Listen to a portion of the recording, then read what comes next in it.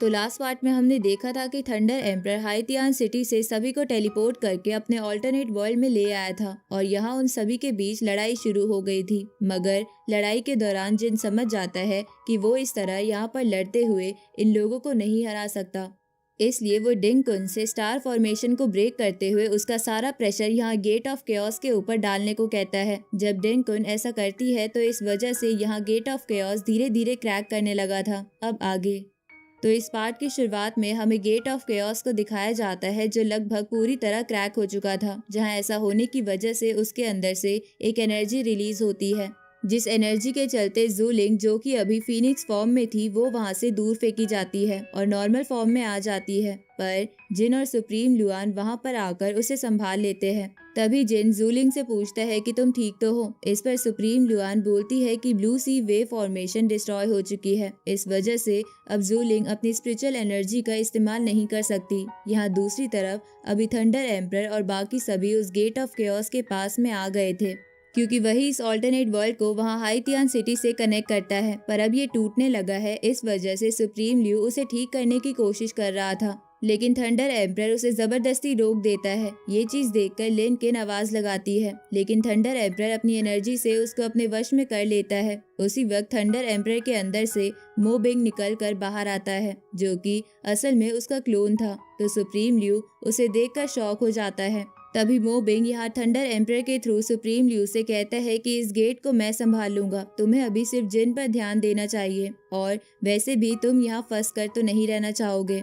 अब उसकी बात मान के सुप्रीम ल्यू वहाँ जिन की तरफ बढ़ गया था। साथ ही लिनकिन और बाकी सभी भी अभी जिन की ही तरफ आने लगे थे। अब लिनकिन अपने एरो की मदद से जिन के ऊपर हमला करती है, पर तभी सुप्रीम लुआन जिन को वहाँ से दूर धक्का देकर उसे बचा लेती है। तो आगे बढ़ने से पहले मैं आपको 1x बेट साइट के बारे में बताना चाहती हूँ, जिसमें आप गेम्स खेल सकते हो, फन कर सकते हो और पैसे भी कमा सकते हो। 1x पे आपको कई सारी वैरायटी की कैसीनो गेम्स मिल जाएंगी। ऊपर से यहाँ पर ब्लैक जैक, बैक रैट और पोकर भी है। साथ ही 1x पे मेरी फेवरेट गेम क्रैश गेम है, क्योंकि इसके रूल्स बड़े सिंपल हैं। ऊपर से इसका रिजल्ट भी बहुत जल्दी आ जाता है, और इसकी सबसे अच्छी बात ये है कि इसके अंदर से आप किसी भी मैच की लाइव अपडेट देख सकते हो और उसी के स्कोर को प्रिडिक्ट करके पैसे भी कमा सकते हो। यहाँ पर आपको कार, लैपटॉप और आईफोन जीतने का मौका भी मिल सकता है, और अगर आप मेरा प्रोमो कोड लगाकर इस पे रजिस्टर करते हो तो आपको 42,900 तक का डिपॉजिट भी मिल सकता है। इसमें जीते हुए पैसे भी निकालना बहुत ही आसान है। आप सिंपली पेटीएम या किसी भी बैंक से अपने पैसे विड्रॉ कर सकते हो। तो किस बात का वेट कर रहे हो, जल्दी से जाओ और पिन कमेंट पर क्लिक करके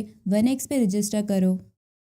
अब जिन के सामने लिनकिन थी, जिसे देखकर जिन थोड़ा हैरान था, क्योंकि वो जानता था कि अभी वो मोबिंग के दबाव में आकर ये सब कर रही है। अब जिन तुरंत ही लिनकिन की तरफ स्ट्राइक करके उसे वहां से हटा देता है, पर इतने में ही सुप्रीम ल्यू वहां आते हुए लिनकिन को पीछे करते हुए अपनी वाइन्स की मदद से जिन की तलवार पकड़ लेता है। ये देखकर जिन कहता है कि तुम जरूर मोबिंग के कहने पर ये सब कर रहे हो। इस पर सुप्रीम ल्यू बोलता है कि मुझे माफ करना, पर मुझे ना चाहते हुए भी ऐसा करना होगा। अब इतना कहते हुए वो अपनी वाइन से जिन को भी पकड़ लेता है। ये देखकर सुप्रीम चैन और सिटी लॉर्ड जिन की मदद करने के लिए इस तरफ आ रहे थे, पर उसी वक्त लिनकिन का भाई जिन पर हमला करता है। पर अब सही समय पर सुप्रीम चैन ने आगे आकर उसके अटैक को रोक लिया था, लेकिन फिर सुप्रीम ल्यू अपनी वाइन्स की मदद से सुप्रीम चैन पर हमला कर देता है, जिसे सुप्रीम चैन नहीं रोक पाते और उन्हें वो वाइन्स लग जाती है। ये देखकर जिन और सिटी लॉर्ड बहुत हैरान थे। तभी जिन तुरंत अपनी तलवार से उन वाइन्स को काटते हुए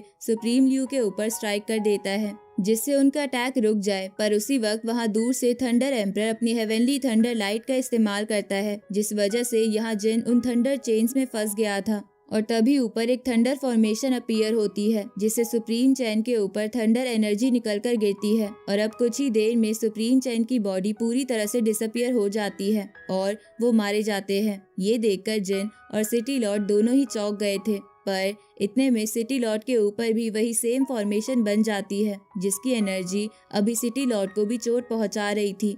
लेकिन अब जिन अपनी एनर्जी को रिलीज करते हुए उन चेन्स को डिस्ट्रॉय कर देता है, और इसके बाद वहां से सीधा सिटी लॉर्ड को लेकर दूर आ जाता है। साथ ही उसने अपनी लाइटनिंग स्वॉर्ड स्ट्राइक की मदद से उन सभी को वहां से दूर फेंक दिया था। पर इतने में ही सामने थंडर एम्परर की स्पिरिचुअल बॉडी आ जाती है, और अभी लिनकिन भी उसके साथ थी। अब उसने जिन के ऊपर हमला कर दिया था, तो जिन उन तीरों को रोकने के लिए गोल्डन डाउ सील क्रिएट करता है और तुरंत ही रिवर माउंटेन मैप को बाहर निकाल लेता है, जिसके बाद वो सिटी लॉर्ड से कहता है कि बस कुछ देर और वेट करो। तभी थंडर एम्परर की स्पिरिट खुद आगे बढ़कर यहाँ जिन पर हमला करने वाली थी, लेकिन इतने में ही थंडर एम्परर नोटिस करता है कि जिन ने रिवर माउंटेन मैप को एक्टिवेट कर दिया है, जिस वजह से वहाँ ऊपर एक बड़ा सा माउंटेन जो कि स्पिरिचुअल एनर्जी से बना हुआ था वो क्रिएट होता है और फिर जिन उसे सीधा गेट ऑफ केओस की तरफ फेंकता है।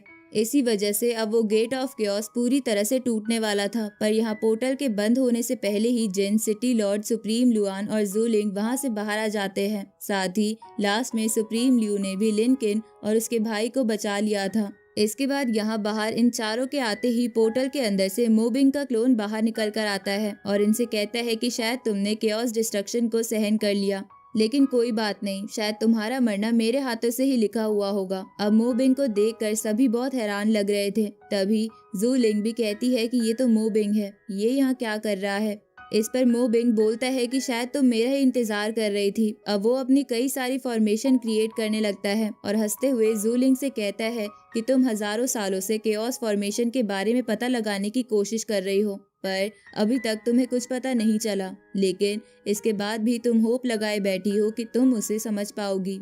ये सुनकर जिन यहाँ हवा में आकर कहता है कि तुम बस एक मामूली क्लोन हो, आखिर तुम कर ही क्या सकते हो। ये सुनकर मोबिंग को गुस्सा आ जाता है, इसलिए वो कहता है कि भले ही मैं एक क्लोन हूँ, लेकिन फिर भी मेरे अंदर एक एंशिएंट एम्परर जितनी पावर है, तुम जैसा सुप्रीम मुझे कभी नहीं हरा सकता। और इतना कहते हुए वो अपनी एनर्जी की मदद से एक जाइंट स्वॉर्ड क्रिएट कर लेता है। अब वो जिन पर हमला करने ही वाला था और जिन भी अपने अटैक के लिए तैयार था, पर तभी टीचर लू वहाँ पर आकर जिन को रोक देते हैं। साथ ही वो कहते हैं कि इससे मुझे निपटने दो। अब इतना कहते हुए वो आगे बढ़ते हैं और अपने एक ही अटैक से वहाँ मोबिंग की उस तलवार को डिस्ट्रॉय कर देते हैं। ये देखकर मोबिंग बहुत शॉक था, इसलिए वो पूछता है कि आखिर तुम हो कौन। इसके बाद टीचर लू अपने असली रूप में आ जाते हैं। टीचर लू असल में जियामू वर्ल्ड के एंशिएंट एम्परर ली किंग यांग थे। ये देखकर मोबिंग और भी ज्यादा हैरान होते हुए कहता है कि क्या तुम अब तक जिंदा हो। अब वो फिर से हमला करने वाला था, पर तभी किंग यांग यहाँ अपनी 10,000 स्वॉर्ड क्लोन टेक्निक का यूज करते हुए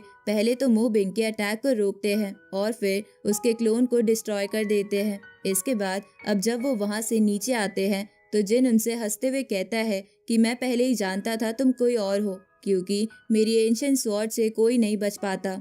इस पर किंग यांग कहता है कि तुमने सही कहा, पर मैं कुछ लोगों को जानता हूँ जो इस टेक्निक से बचते हैं। ये सुनकर जिन फिर से हंसने लगता है। अब ये लोग यहाँ से सीधा ही स्मॉल वर्ल्ड के अंदर चले जाते हैं, जहाँ डिंगकुन अभी डीप स्लीप में थी। पिछले पार्ट में वो स्टार फॉर्मेशन को ब्रेक करते हुए डीप स्लीप में चली गई थी। अभी सूनिंग को उसकी बहुत चिंता हो रही थी। उसी वक्त जिन जब डिंगकुन को आवाज लगाता है तो वो आवाज का रिप्लाई भी नहीं देती। अब जूलिंग जिन से कहती है कि एक बार मुझे कोशिश करने दो। अब वो अपनी स्पिरिचुअल एनर्जी से डिंगकुन को जगाने की कोशिश कर रही थी, पर तभी डिंगकुन उसकी एनर्जी को रिजेक्ट कर देती है। इससे जूलिंग और किंग यांग पीछे हो जाते हैं और जिन डिंगकुन को कैच कर लेता है। तभी जूलिंग जिन से कहती है कि तुम्हारा ये स्पिरिट आर्टिफैक्ट ना जाने क्यों पर मेरी पावर को रिजेक्ट कर रहा है, इसलिए मैं तुम्हारी मदद नहीं कर सकती। तभी किंग यांग कहता है कि हमें जियामू वर्ल्ड चलना चाहिए, शायद डिवाइन ट्री की होली लीफ की मदद से हम इसे होश में ला सके। अब वापस जियामू वर्ल्ड लौटने से पहले जिन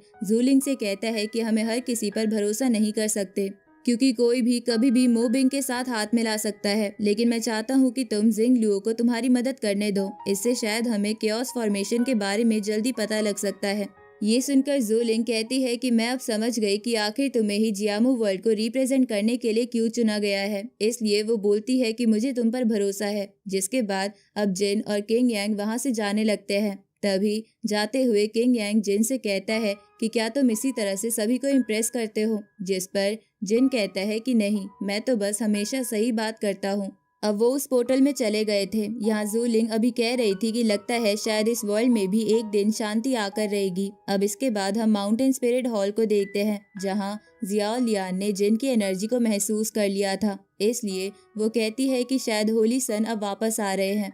दूसरी तरफ हम स्कॉट को देखते हैं जो कह रहा था कि ये तो कोई फोरबिडन एनर्जी है, क्या वो वापस आ गया। अब लास्ट में हम लीजा के पास आते हैं जो अभी कल्टीवेशन कर रही थी। तभी उसे जिन की एनर्जी महसूस होती है, इसलिए वो रुककर जेनी को आवाज लगाती है, जिसके बाद जेनी वहाँ लेक से निकलकर बाहर आती है। अब लीजा उससे कहती है कि शायद जिन वापस आ गया है, पर जेनी कहती है कि वो अकेला नहीं है, मुझे उसके साथ कोई फोरबिडन एनर्जी महसूस हो रही है। और उसके ये कहते ही ये पार्ट यहीं पर एंड होता है।